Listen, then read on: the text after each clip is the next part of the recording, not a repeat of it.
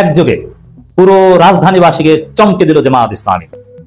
হাজার হাজার motorcycle showdown, হাজার গাড়ি, সাত খোলা গাড়ি, দাড়িপাল্লা স্লোগানে পুরো রাজধানী মুখরিত। নতুন বাংলাদেশ, দাড়িপাল্লার পক্ষে এরকম গণজোয়ার, আগ্রহের সাথে মানুষের অবজারভেশন রাজধানীবাসী অতীতে কখনো দেখেনি।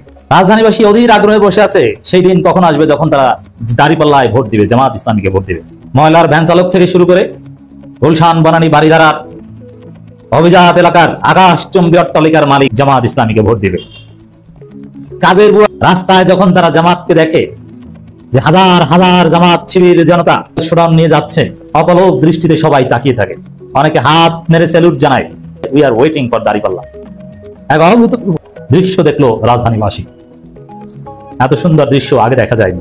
বেশিরভাগ আসনের প্রার্থী মোটরসাইকেল শোডাউন করেছে, সবগুলো মিডিয়া ওইভাবে কাভারেজ দিতে পারেনি, কত আর করবে। মেডিকেল ক্যাম্প, শুক্রবার রাজধানীটা ছিল জামাতময় এক রাজধানী। এরকম জামাতময় রাজধানী অতীতে ছিল না। জামাতের মহাসমাবেশের দিন ছিল, বিনা মেঘে বজ্রপাতের মতো জামাত জেগে উঠেছে, জামাত জোয়ার।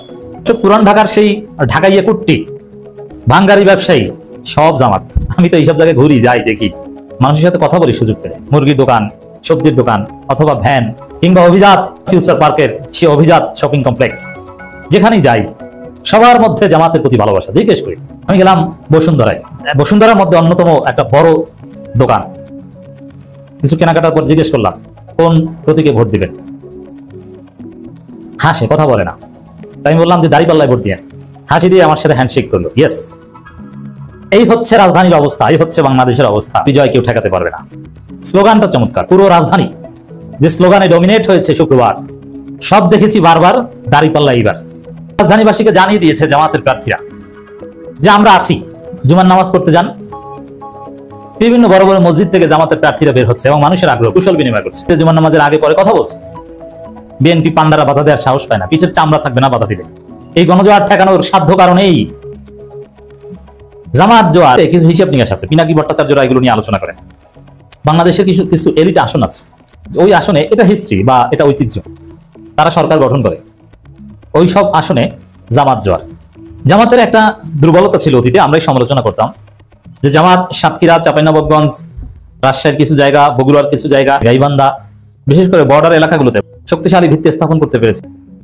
কিন্তু রাজধানীর উচ্চবিত্ত, উচ্চ মধ্যবিত্ত এলিট ক্লাসের কাছে জামাত কোনো আলোচ্য বিষয় না। তাদের কাছে জামাত ইসলামের কোনো আপিল নেই। গুলশান, বনানীর বিশাল বিশাল অট্টালিকার মালিক বা বড় বড় গার্মেন্টস এর মালিক, তাদের কাছে জামাত ইসলামের কোনো আপিল নেই। তারা ঘুরে ফিরে ওদের আওয়ামী লীগ আর বিএনপি। সেই সব জায়গায় জামাত পৌঁছে গেছে। এখন তাদের আগ্রহের জায়গায় জামাত। নাটকের অভিনেতা, গানের শিল্পী, নায়ক, নায়িকা, প্রডিউসার, পরিচালক, বিসিবির প্রেসিডেন্ট, পরিচালক বৃন্দ, বাংলাদেশ ক্রিকেট ফুটবল দলের অধিনায়ক, বিভিন্ন শ্রেণী পেশার ক্রিকেটার, ফুটবলার, এদের মধ্যে জামাত নিয়ে এখন আগ্রহ। জামাত নিয়ে এখন কথা বলে। এরা অনেকে চায় যে এবার জামাত ক্ষমতায় আসুক, সৎ মানুষ আসুক, এবার দাড়িপাল্লায় ভোট দিব। কোন জায়গা নাই যেখানে দাড়িপাল্লা পৌঁছায়নি। 85 বছরে যে সব জায়গায় দাড়িপাল্লা টাচ করতে পারেনি, 25 সালে সে দাড়িপাল্লা সেই সব জায়গায় টাচ করেছে। অতএব এই জামাতের বিজয় ঠেকানো যাবে না। 2-2-4 মিলে যাচ্ছে। জামাত যা চাচ্ছে জনগণের পক্ষ হয়ে, সেটা হচ্ছে গণভোট হবে, জাতীয় নির্বাচনের আগেই হবে। সনদের আইনি ভিত্তি চাই, জুলাই সনদের আইনি ভিত্তি হবে, জুলাই সনদ বাস্তবায়ন হবে, কেউ ঠেকাতে পারবে। ক্ষমতা আসার আগেই এরকম ব্যাটে বলে মিলে যায়। এটিএম আজহারুল ইসলামকে যে পদ্ধতিতে মুক্ত করতে চেয়েছিল, ওই পদ্ধতিতেই মুক্ত করতে পেরেছে। যে পদ্ধতিতে নিবন্ধন ফিরে পেতে চেয়েছিল, সেই পদ্ধতিতে নিবন্ধন ফিরে পেয়েছে। দাড়িপাল্লা চেয়েছিল, দাড়িপাল্লাই পেয়েছে। কিছু আটকে রাখা সম্ভব হয়নি এবং ডাকসুতে প্রমাণিত হয়েছে যে জনগণ এই দলকে গ্রহণ করতে রেডি। অতএব জামাতের বিজয় সুনিশ্চিত।